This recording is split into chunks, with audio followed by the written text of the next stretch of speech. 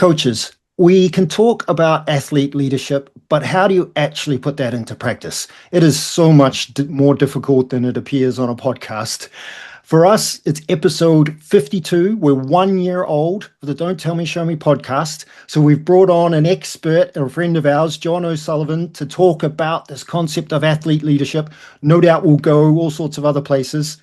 So let's get cracking. John, as I understand it, you've recorded 486 podcast episodes. So I feel like a junior here I feel like a rookie here celebrating number 52 with Mark. But for our audience, some of them might have heard of you or come across maybe one of your books previously, but won't have an in-depth understanding perhaps. So before we launch into athlete leadership, can you give us 60 seconds on your bio to introduce you to our coaches? Yeah, thanks, man. I appreciate it. And of those 480 whatever, I think Mark's about four or five of them. So yeah, there's a long time connection here, and it's a real honor to be on, guys. Thank you. So I run this organization called Changing the Game Project, host a podcast called Way of Champions. 5 books now for me, 21 books for my podcast co-host, Dr. Jerry Lynch. And we work in the sport development, coach development space, doing parent education in sport, coach development, coach education, student athlete leadership, team culture building, things like that. I kind of sort of cringe when people say, "Oh, expert." Like I don't stand in front of a room and have more knowledge than that room does. I just think somehow, what we always say is, we're not here to change the way you coach. We're here to influence the way you think about coaching, think about leadership, think about parenting. If we can influence that in a positive way, that's great. I'd say also, John, onto that, I use the word privilege in a positive way here, but where you're really valued is the insight you've had speaking to so many people from a diverse level, from the very best of the best at the elite level to the community and across the board. And you having those insight and those questions, it's just a melting pot of you, maybe sometimes challenging what you thought before, but those little light bulb moments you've had along the way.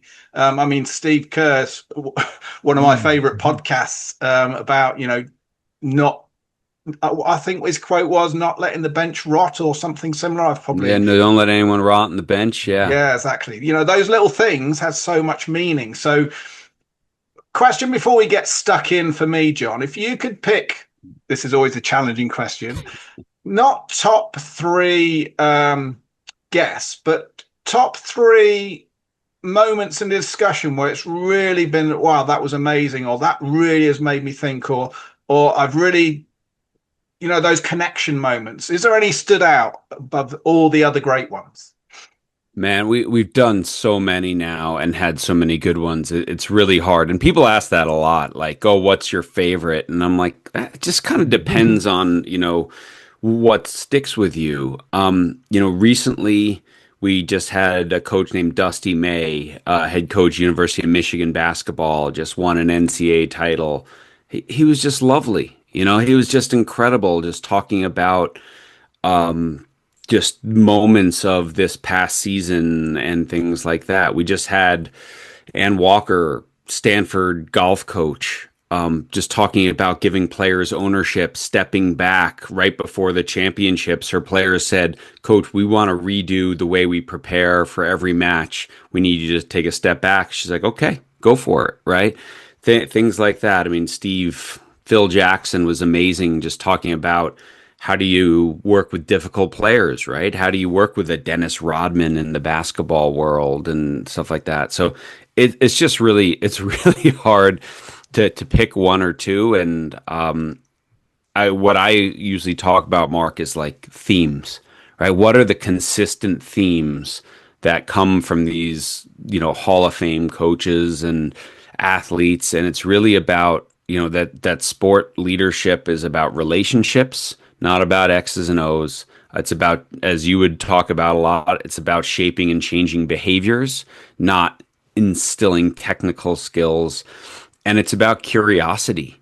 Like the best of the best we almost always sign off. They're like, "Hey, you have any good book recommendations? You have anything that you would recommend that I check out, a podcast or anything?" So they're never done growing. They're never done learning, and that's, I think, what makes people truly elite level leaders and coaches and athletes as well. I think that's an important point you made, John, because even in my experience of working across the board over the last 30 plus years, the ones that are really impactful as influencers, if we can say that about a coach, are the ones that are doing more doing than talking in their values. You know, you don't have to ask them what's your coaching values or principles. You can see it day in, day out, on the dark days, on the off seasons, mid season. Contrast that to people that are very good at presenting, but may not live the very words that they sell, as you know, things getting tough now, right? I'm gonna take everything back now. You know, I need control. The nuances of that craft of, you know, I'm trusting my players, but I'll know when they're stepping in and out. But I'm still always checking myself to know, is Yeah. this the right moment to step in? Is this the right moment? And what to say in that moment. I think that's the texture, isn't it, that those greats It, have.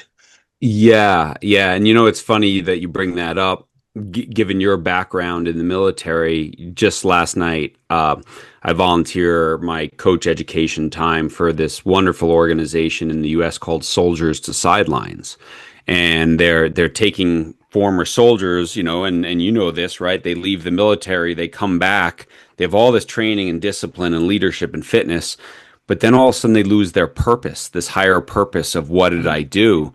And coaching is such a wonderful way to get that back. And so last night I had 160 former soldiers on this webinar, who are getting into soccer coaching. And someone asked me that very question that you just posed, said, at what point, do you say, okay, forget the standards or the values, we need to win right now?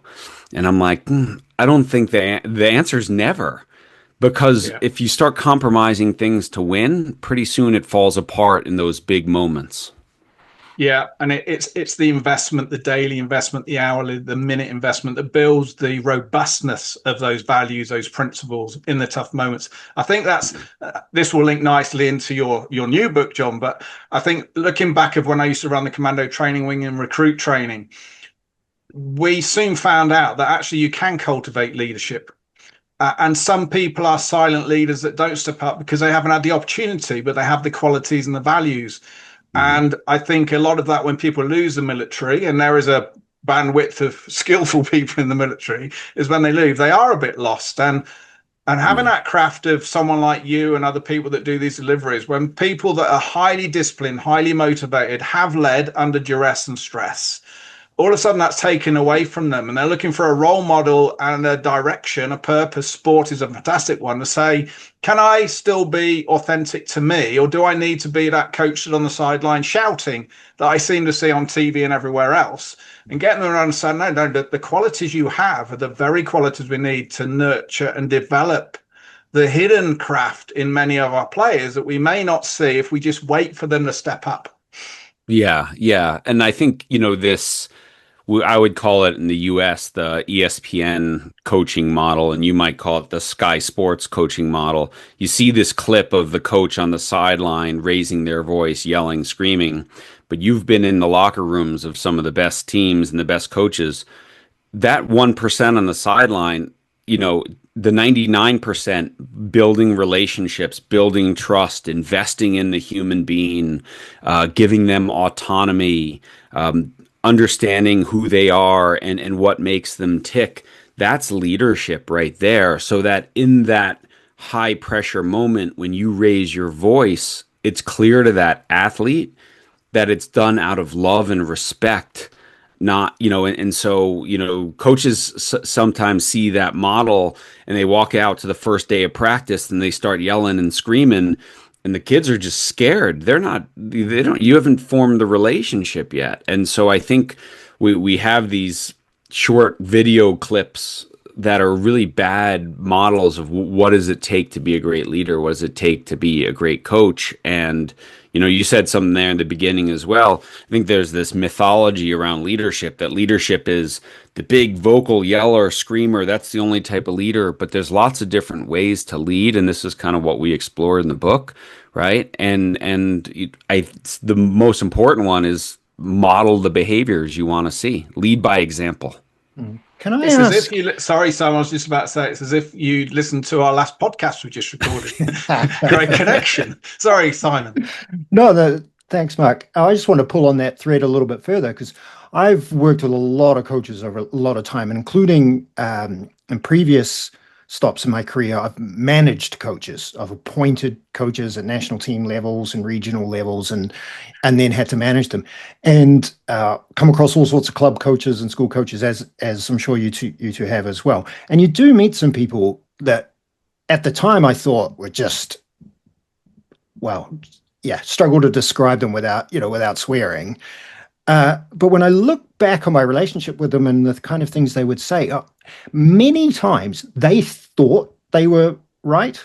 Like they thought they were living values. They thought they had a pure purpose.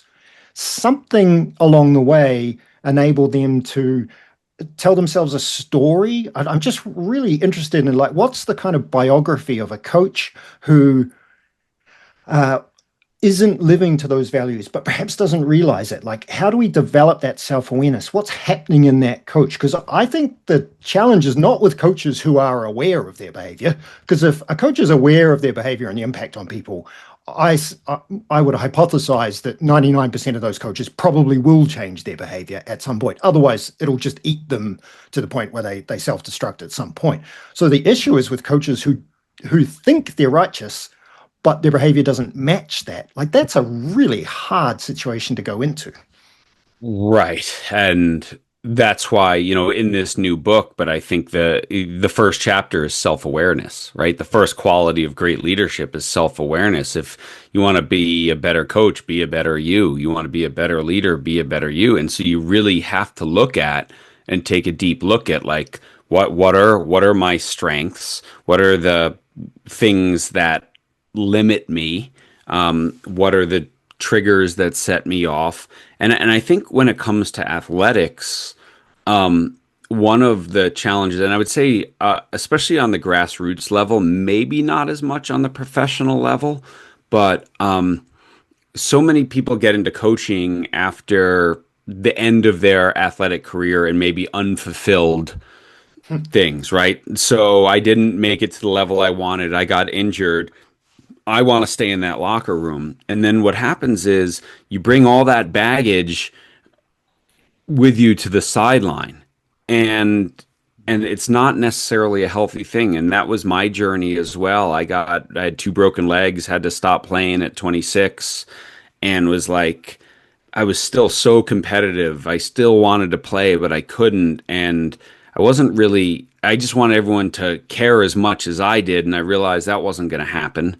And it really took me a long time on the journey to come to the terms with, like, why am I here, and what's the purpose, and what really reaches. And certainly doing this podcast and researching books and talking to the people I've gotten to talk to has really helped clarify that for me. And I feel like I was a much better coach at 50 than I was at 26. That's for sure. So, I just think this is the beginning, right? If you are coaching, you have to take a good hard look at yourself and look in the mirror and come to terms with those values. Come to terms, as Steve Kerr, he's like, the best advice I got was from Pete Carroll, American football coach, who said, what's it going to feel like for people to come to work every day? What's it going to feel like when they walk inside that building? That's the most important thing. And for Steve, he's like, number one was joy. We get to play a sport for a living, right? We want to compete. We want to have compassion. We want to, care for the team and put the team first. And we want to be, his word is mindfulness. But that's what he said. This is it. And the last time I did a Zoom with Steve, it's still on a whiteboard behind him, those four words, right? That's what, and he's like, when things aren't going well, I turn around and be, is there enough joy in this room? Is there enough compassion in this room? Not, do we need to switch the defense? Because that's really the key. And so he said that was the most important part of his journey to becoming a coach, was getting crystal clear on what it's supposed to feel like to be part of my team. And I guess often that self-awareness is one, you need the courage to do it, not just talk about doing it, and then knowing how to do that. Yeah. Well, you've had the experience, Joe, so put a camera on your chest, and just Yeah. be you, and then let's watch it back. And then, but don't just look at the score line.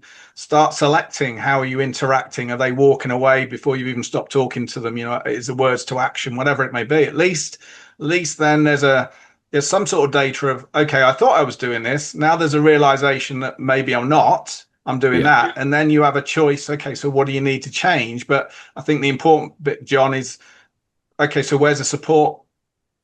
I'm now choosing to change, and it's very easy to regress. Where's my support structure to allow me to go through that journey? Now I know I'm not happy with what I am or where I am. That change is so tough, isn't it? Yeah, it is tough. And, Jerry and I just spent last weekend, we were in the mountains of Colorado on this 80-acre property, no technology, 4 days, 3 nights with 30 coaches ranging in age from 20 to 75. Some of them won national championships. Some of them coached at the biggest universities in the US. Some of them were professional athletes. And we did this, and we spent the first, you know, almost 2 days on self-awareness, right? Like knowing yourself. And then we talked about, gratitude and respect and humility and love as the key to coaching. And, they walk out of there. And one of the things a lot of them say, to go to your point of like support, is, man, this makes total sense. But when I go back into my environment, the head coach doesn't believe this, or the organization I work with, no one talks about this. What am I supposed to do?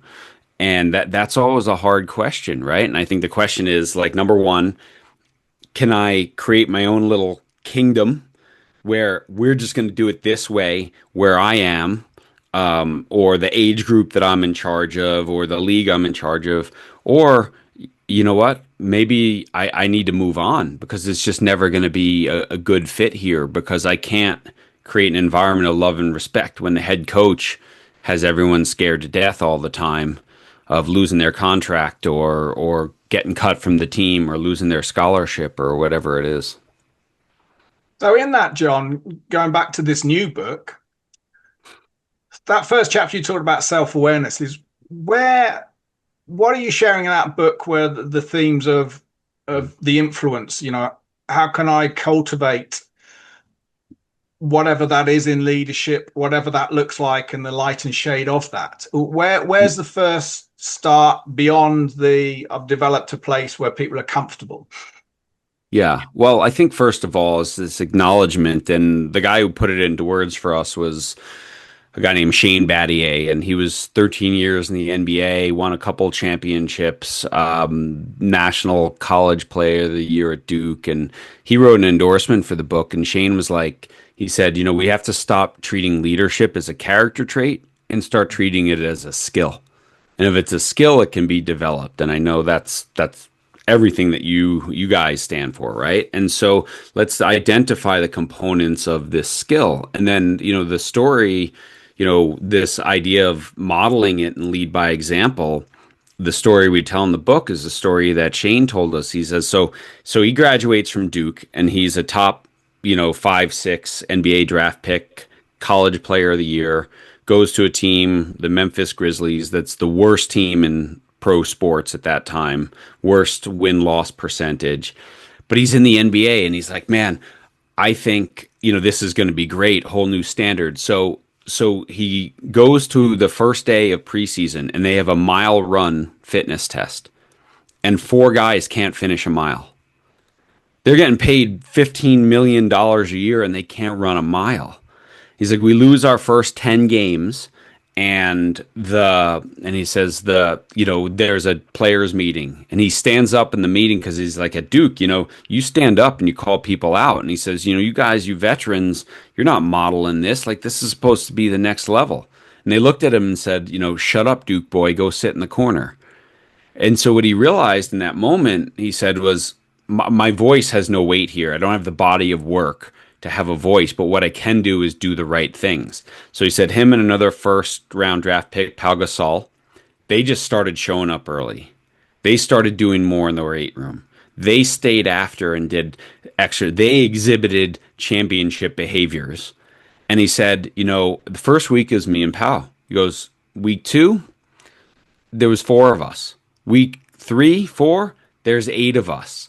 We made, by our actions, we made it okay to do the right things. And he said, at the end of, year 1, those players who didn't do that, they were moved on by the organization and it turned around. So I think this is the most important thing. Like, anyone is capable of leading by example. Your words may not carry weight, but you can always do the right thing over and over and over and earn the respect of your teammates. And that's an exceptional way to lead. You're back to that patient and relentless, John, aren't you? Okay, I'm going to commit to this, but don't expect anyone to change within the next few weeks. If I'm choosing it, I'm choosing it. This isn't a temporary choice. I'm going for this. And then be ready, around that. I don't know if Simon will let me share this story. I have a story of how I won the hearts and minds of 2-9 Commando when I arrived. Is it okay to share this? Simon can pineapple me at any time, John. No, I've never heard it. So okay, he's got the editing control. He has the power. Yes. So it links into what you said there, John. So I moved down as a staff sergeant to 2-9 Commando Regiment in Plymouth, and my job was to prepare people for the commando training, and the pass rate was quite low. When I arrived, the previous person, there's only one of me that does the whole regiment's job for the commanding officer in the mental and physical resilience. And the person before me pretty much did his own thing. And so when I came and said, right, how can I help? And I could see there's some real issues of poor smart training, overtraining, poor nutrition, just not working, and their pass rates weren't changing. So I came there and I said, look, can I help with this? And it was like, no, we do our own thing here. And at the time, I was thinking, okay, I need a way in. And they were training for the military marathon world record, the Guinness World Record, 8-man team on a marathon competition with Bergens, and you had to stay together with boots on. And if you stay together, the time was at the end. And I said, can I help you with that? And they said, no, you're all right. And so I sort of continued. And the sergeant major there, then most of the team had fallen out and they became injured. Then he came to me and said, oh, you can take over if you want. So I thought, opportunity. So there was only a couple turned up, but I said, look, if we're going to do this, let's do this smart. So I started to share with them nutrition. I had a little 20-minute chat before the session. Then I started to work about intensity loads and how can we recover. And I was giving them some already pre-mixed drinks afterwards. And they started to come back after a couple of weeks, go, wow, I'm not as tired. And then they were speaking in the messes and social. And within a month, I had 8 people turning up. And we got to 12. And we got to a point then when they were getting PBs on the runs. And all of a sudden, other people in the regiment come and get this stuff you use for post-training. Would you help me with this? And the commanding officer was working on Marathon des Sables. Have you heard of that? They're across the Sahara. Yeah. So he was then starting to ask me questions. So long story short, we did the Guinness World Record. We took 15 minutes off the world record, stood for over 20 years, with the Royal Marines attempting to break it every year. And after that, the doors were just opened, and everyone was coming in and going, Mark, commanding officer pulled me and says, right, what can you do with our preparation training? We're struggling. We need help. And the doors are opened. But it was only because I thought, okay, that's the little crack. Okay, let's see this as an opportunity, and just relentlessly, patiently, everyone, you're welcome. You're welcome. Okay, let's explore this. So we noticing the differences. So I guess that was my little story to link into what you were saying there, John, is okay, so we need to find a way, but we need to be relentless and patient with it, keeping that door open through modeling. But generally, people need to see a return on investment. And if you can show them that return on investment, that's when the hearts and minds start to open up. Yeah, I agree with that. And I think, one of the unique characteristics of Gen Z and then Gen Alpha is they want to weigh in. They want to have a voice, right? Yeah. And they've grown up being told your voice matters and whatever. But what they don't realize is what you didn't realize in that moment is you didn't have the body of work to have a voice. So all you Mhm. could do is give an example, right? And this is a really, when you're a senior player, we had this guy on the podcast, Champ Bailey, who's an NFL Hall of Famer, and he talked about that. And I was telling him Shane's story. He goes, "Yeah, of course. No rookie gets to walk in the locker room and have this voice. But once you have a body of work, then you have a voice." And so, like we just had on the San Jose Sharks head coach, and his best player is 19 years old. This guy, Max Celebrini. Max Celebrini just captained Canada at the World Championships at 19 with future Hall of Famers on the team who are in their mid 30s. And he's the captain. And I asked his coach, like, why is Mac the captain? He says, who's the fittest guy when we show up to preseason? Mac. You know who competes in every practice like it's the last time he's ever going to get to practice? Mac. You know who plays every game like it might be his last? Mac. And if you do that enough, then your voice starts to matter. But you got to do everything right first, and that's a choice, right? It's a choice to do these things. That you don't. It doesn't take ability, right? It's just a choice that I'm going to be at my best every single day and do the right things, and that's the basis of leadership. So, sorry, Simon, I saw the mouth move there. I shall stop. Thanks, Mark. Hey, can we steer this to something practical for a coach, bouncing off what you two just talked about? The choice of captain. What do you look for in a captain? What are the considerations? What if you come into a team with an existing captain? So you're a new coach, maybe you're coaching at the adult level and there's a captain there already, or even at the youth level, your last year's junior is now a senior and they're the captain. What happens if that person needs to change? Do you change the person or do you change the captain? How do you go? Yeah, what's the nitty gritty? Like, we could talk about what makes a good captain. Yeah, but then what's the practical steps a coach takes to identify that person, appoint them, empower them? What do they do if they inherit the wrong person? Or what do you do if you make a mistake with Hmm. appointing your captain? And related to that, John, can you also give us the counter argument? Well, like, what's the argument for not having a captain or having Hmm. co-captains or a leadership group? Because there are Yeah. alternative ways to lead a group. I mean, I think there's a lot of at the highest level of sport now, at the professional level, at the Olympic level, at the even the top NCAA level. There's a lot. Leadership groups are a lot of it, right? They give voices to more than one person or whatever because it can be a burden to be a captain, right? You're carrying a lot of responsibility. It's not just an armband and a coin toss, So I think that's one of the big challenges is that. Now, to answer your question, it really depends on your team and the ages and stages and the ability of that group and what you're brought in to do, right? And of course, I've never managed a professional football team at the highest level, but if it's a disaster and you're brought in to change things, I think the first thing that manager would do is sit down if there's a captain and be like, "Hey, what's going on? How can we work together to make this better?" But clearly, nothing changes if nothing changes, right? So I think that's a big decision. I think for younger teams, maybe when kids are in high school and stuff, sometimes you go back to the values. What do we value? What do we look like when we're at our best? And then, so maybe you come up with these 4, 5, 6 words or phrases that describe what our team looks like when we're at our best. And then maybe you ask your team, give me 2 players, put 2 names down that you think epitomizes these things the most. And if, 1 or 2 names keep coming up, well, there's your captains, right? And you might, as a coach, have to look at, okay, are they vocal? Are they not vocal? but usually teams are pretty good at identifying it.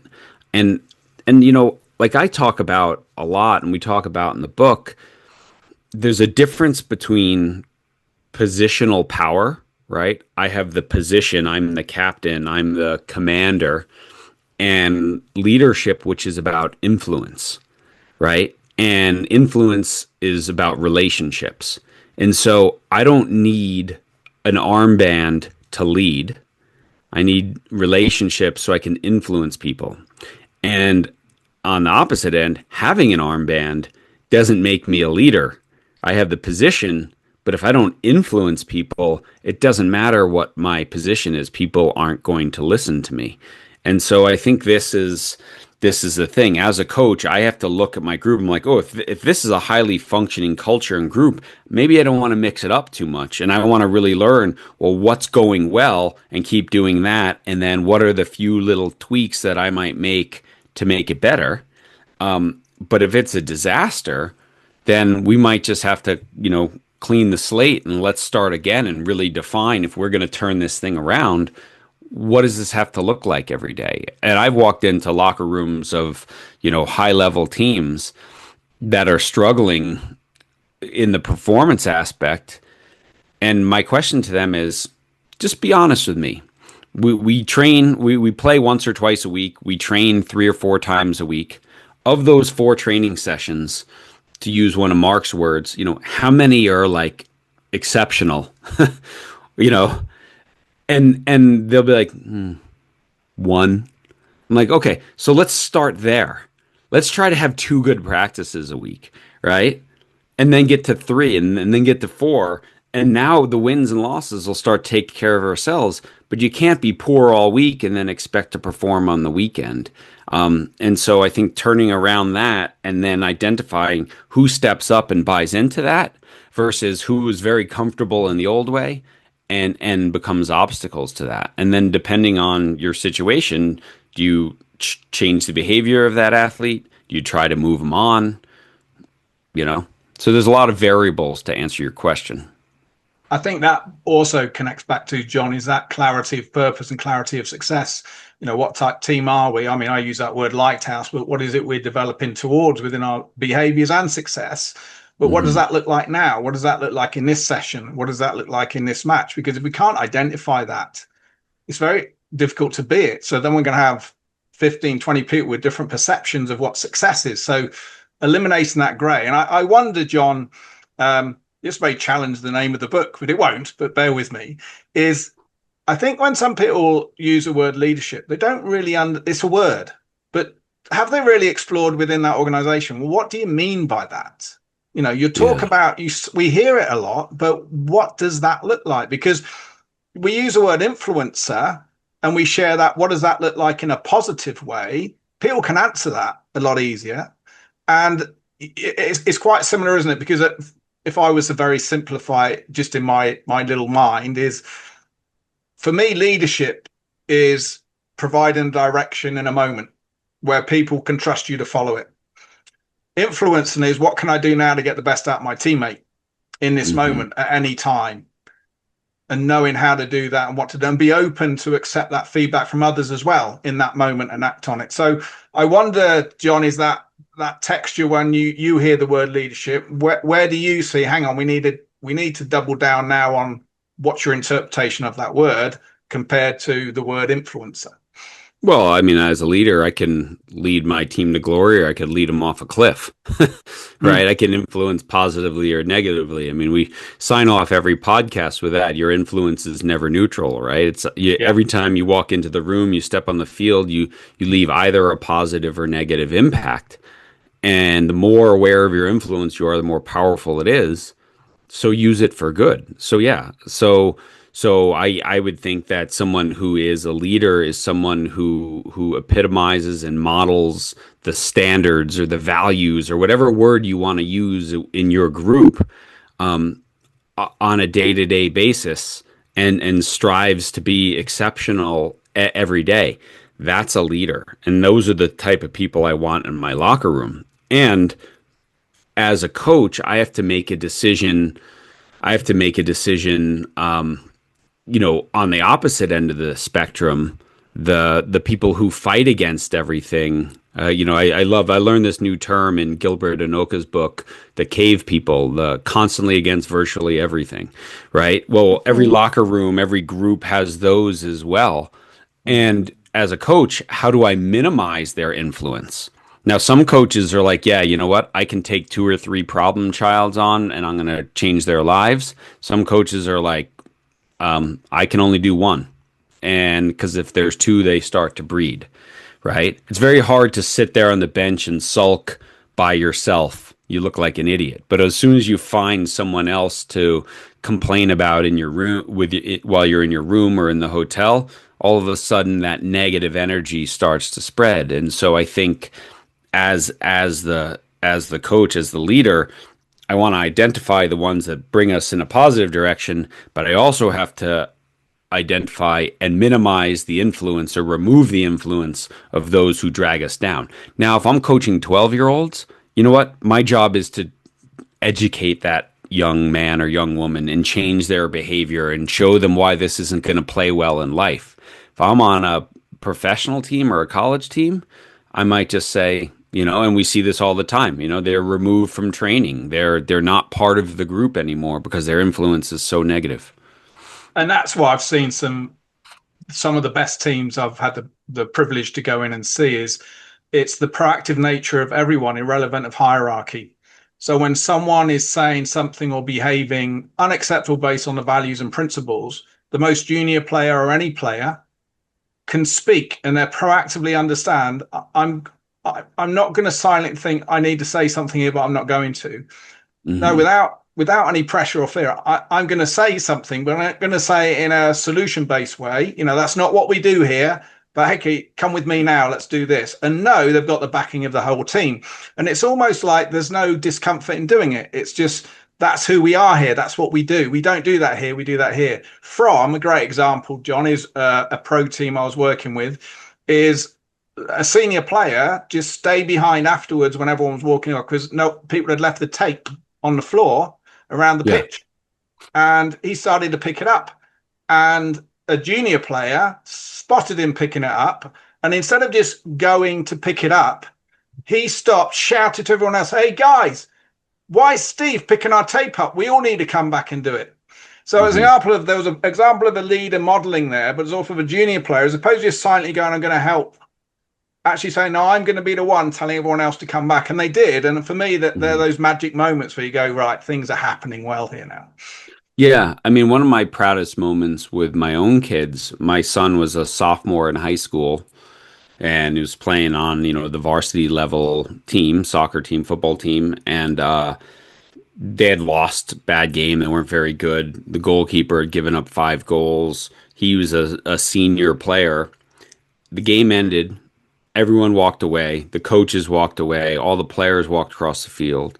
And I watched my son go over, and the keeper is sitting on the bench with his head down and kind of puts his arm around him and says, hey, we got your back. It's okay. And then I watched my son pick up all the trash, the empty bottles, the tape, the whatever, and throw it in the trash and come over.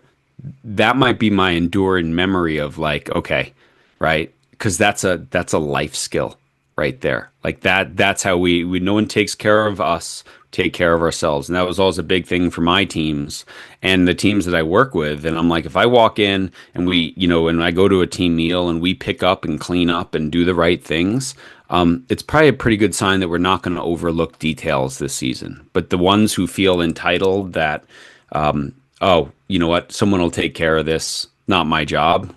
Yeah, usually in those big moments, something slips. It's a bit, John, another example of that linked into what you're saying there is I've seen it a few times and it becomes natural, is on the warm-up, when you're in that midpoint of the warm-up and whoever's leading the warm-up saying, right, sprint past the line, and a couple of the players start decelerating before the line, and traditionally that would be accepted.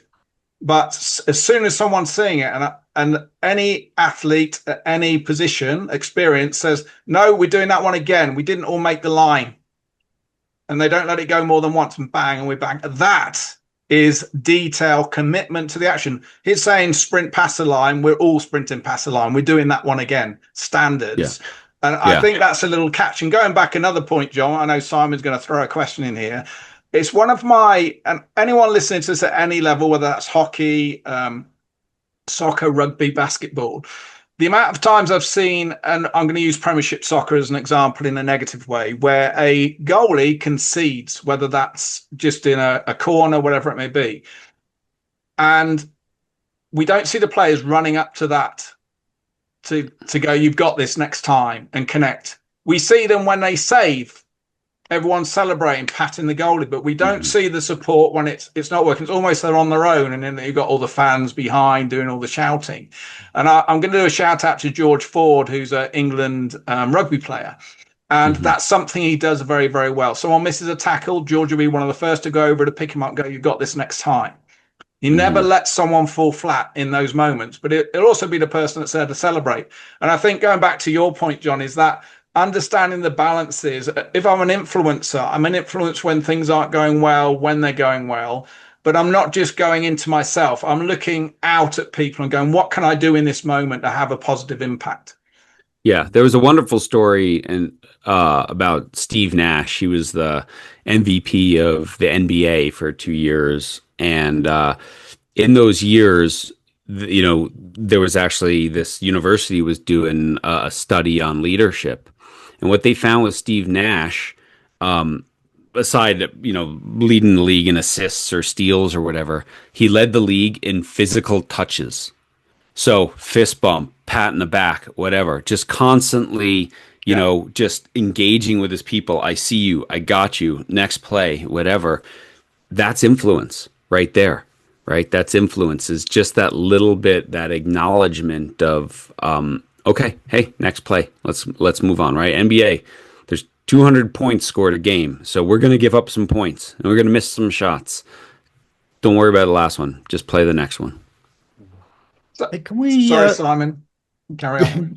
Can we double click on this concept that you started to touch on just earlier about the first follower? We've selected our captain. We've got somebody who's living the values of the team and the organization. We've got the Shane Battier. So we've got the captain identified. But if it stops there, then we run the risk of that person becoming the kind of lone nut. There's a brilliant video for coaches listening. Jump on YouTube, type in Derek Sivers leadership, and you'll see the video of how dancing in a festival spreads. And it starts out with the lone nut, the one guy with his top off who may have ingested something, starts dancing, nobody else is. And dancing by himself stimulates almost no ripple in the crowd, except for who's that lone nut. But then the first follower joins in, and it's the first follower who translates the ideas of the leader for the group. They're the connector. They might not be the person who lives the values or is the best player, but they're the one who takes the ideas of the best player and translates them to the rest of the group. You mentioned Gilbert Anoka earlier on, mental skills coach for the All Blacks. He was a part of an environment that had one of the best captains maybe in the history of sports, and Richie McCaw. But he was very much a sort of follow me kind of a person. His work rate, for example, was absolutely off the charts. Not an extrovert, so quite quiet in a lot of ways, but there were people around him that then translated that. So your example earlier of Mark, of the player who spotted the captain picking up the litter, and it's that first follower who then translates that, goes to the rest of the group. Can you just riff on that a little bit, John? Like, how do we go beyond the captain?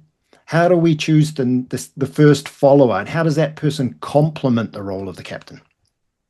And I don't think it has to be one, right? That I would say then if I want one captain, then I want a group of others. And I'm looking, and I think this depends on sport, right? I might be pulling people from different position groups in rugby or in soccer or in field hockey or something like that, where it's a big field and we need people who are going to lead their position group, or in lacrosse, right, where the attackers and the defenders don't move up and down as a unit, right? I need a defensive leader and I need an attack leader, and a voice or whatever. So I just think, I'm again looking for who who's the next level of people, who are those other names that showed up on the sheet, and then I'm inviting them in and being like, your teammates recognize you as an influential person. We want you to be part of this leadership group.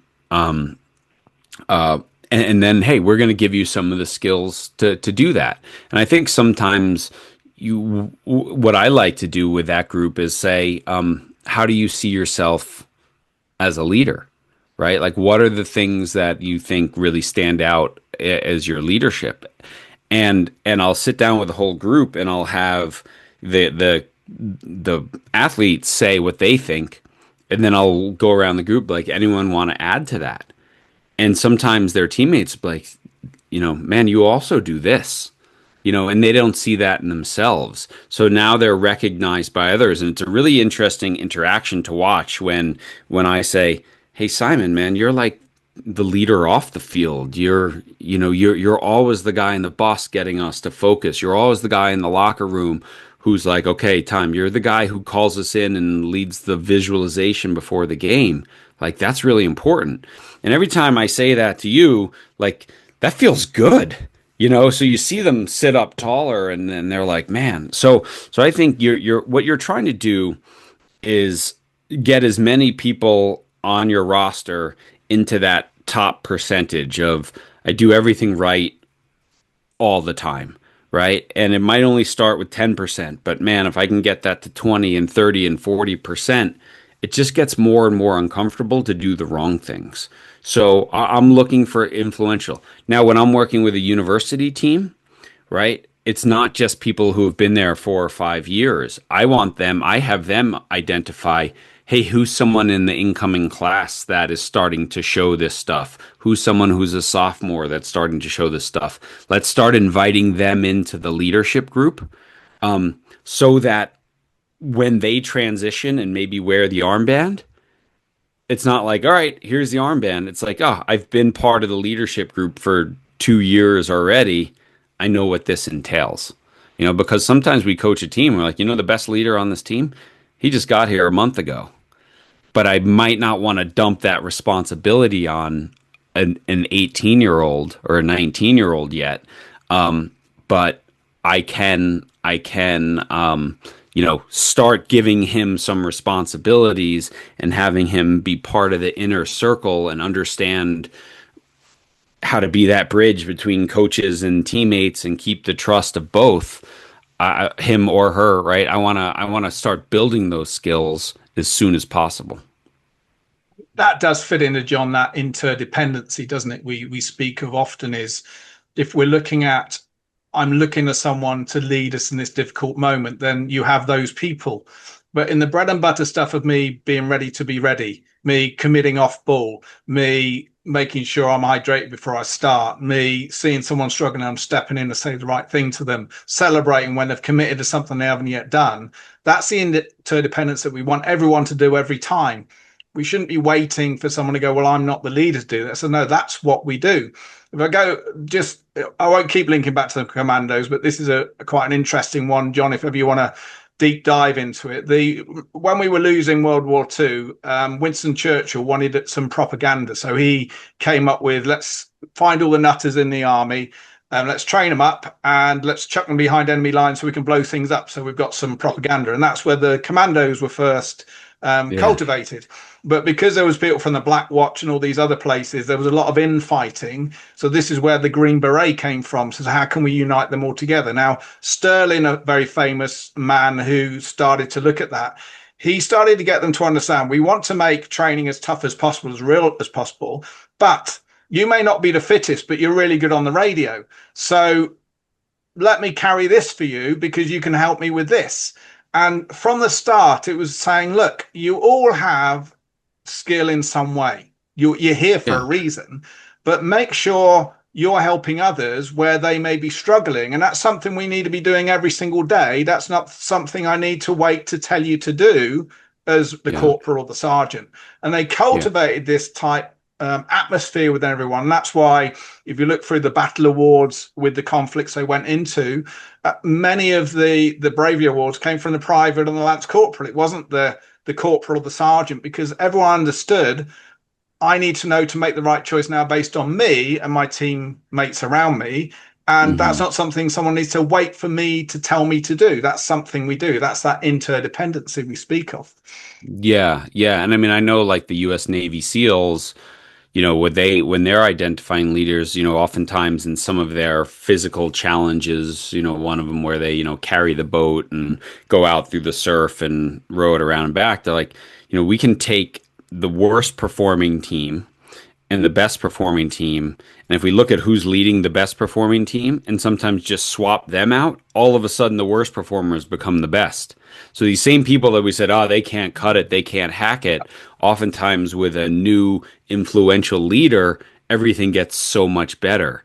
Right. So they had the ability, they just needed someone to galvanize them and believe in them. And I mean, I've coached teams where we've lost a very talented player but who was a leader but wasn't always positive, made people, just not perform well, and then just switched the leader and the whole mood of the team picked up because this next person stepped up was a very positive influence and hey Mark, it's okay. Head up, next play versus come on, you suck. Yeah. You got to connect that pass, and so we shouldn't ever us underestimate. And as a coach, like I want to train this person. Why would I leave it to chance that the most influential person or people in my locker room don't have the skills to lead the locker room? And that's back to John. And it would be good if you link this to what, no doubt it's in one of the chapters in your new book, is that point of the coach cannot be taking choices away from the players if we want the players to lead. And that Yeah, conscious mindfulness of, I could tell you the answer now, but I'm choosing not to. yeah, yeah. Oh, yeah, very, very much so. And, certainly in a sport like rugby, where the coach is up in the press box, it's such a great example of giving players autonomy and ownership over the course of the week because on the weekend all the intelligence has to be on the field. And I think a great football soccer coach does the same thing, right? They're not, and this is one of our challenges in the US in highly scripted sports like American football or basketball, where you're running this play and take 3 steps and turn around or whatever, and then you go and you coach soccer, and a great coach is kind of quiet on the sideline during the match because they need the players to solve problems and make decisions and get reps. And then the parents go, "Why aren't you standing up there and Yeah. joysticking them around? You're not coaching." I'm like, "Yeah, actually I am because I want your kid to be good at 16, and if he's going to be or she's going to be, I can't solve all their problems for them at 9 and 10 and 11. They have to start solving them themselves." So the way we broke the book up, right, was like 3 parts: the qualities of leaders, the responsibilities, and then the challenges, right? So part one of the book is really this look at different qualities, and it's things like leading by example, leading from everywhere. Like you can't be a leader if you only lead in the good moments. We talk about like gratitude, we talk about humility, we talk about all these different things. And then there's like the responsibilities of leadership, which are things like addressing issues. We call that chapter like Pet the Dragons, right? And there's this lovely little children's book that I love and I'll read to teams called There's No Such Thing as a Dragon. And the 10-second overview is this kid wakes up and there's a tiny dragon in his house and he sees it and everyone else doesn't. And every time someone tells him there's no such thing as a dragon, the dragon gets bigger and takes over the house, until they acknowledge it. And then it gets small and cute like a kitten again. And every locker room has dragons. Every locker room has issues. And one of the biggest challenges that team captains and kids now and coaches now tell us, because we did some research for this book, is the ability to hold my teammates accountable, the ability to have difficult conversations and tell my friend, you're not meeting the standard. It's the hardest thing to do because I want to be liked. And it's really hard to explain to people that if your whole goal is to be liked, you give away your agency. You give away because I don't, we could do this and afterwards you both go, that guy John is an a-hole, right? I have no control over whether you like me, but I do have control through my behaviors and my choices of whether you respect the fact that I do the right thing all the time. And so this is, if kids are telling us, man, it's really hard to hold my friends accountable, let's give them some reps in holding people accountable. And I guess that's back to that balance point, isn't it? If someone's unacceptable, if it's pre-agreed and it has to be pre-agreed, what do I need to do now to have an effective impact? But when someone's stepping out of that box and committing to things they've never done, I've got to make sure they know I'm recognizing that as well, even if it's not outcome focused. And I think when we can get that balance with any person of any age, they'll start to understand, oh, I don't choose just to be positive. I don't choose just to be negative. In fact, I'm never negative now. I'm recognizing part of my responsibility is to uphold the standards, but also celebrate when I'm seeing the progress. Mm-hmm. Yeah, definitely. And I think one of the big things as well is a great captain, a great leader isn't just like the deficit detective yelling at people when they get it wrong. I mean, we had Wes Brown on the podcast, Champions League winner with Man United.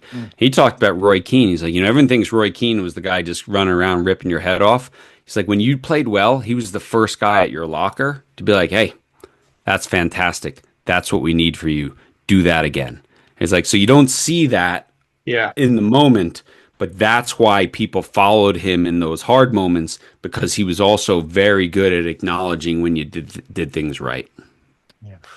Well, John, Mark, it's early evening for Mark and I, but it's early morning for you, John, and you've got to get your second cup of coffee and get on the road. So we've explored the theme of athlete leadership. You've taken us into a range of different topics there, but also some real practical insights. So thanks for joining us on our first year anniversary.